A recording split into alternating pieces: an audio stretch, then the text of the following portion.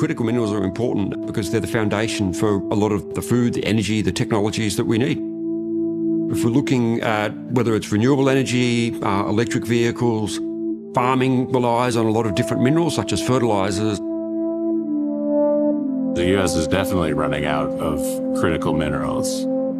They import almost all minerals listed as critical or strategic.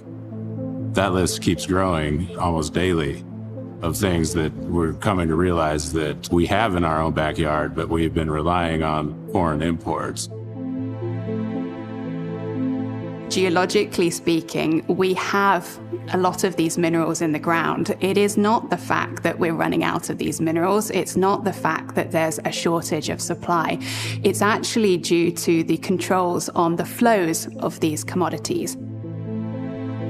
Those artificial bottlenecks that are put on the supply chain that are actually causing an artificial shortage of these types of elements. As of February 4th of 2025, exports of tungsten from China were banned. There was an outright ban.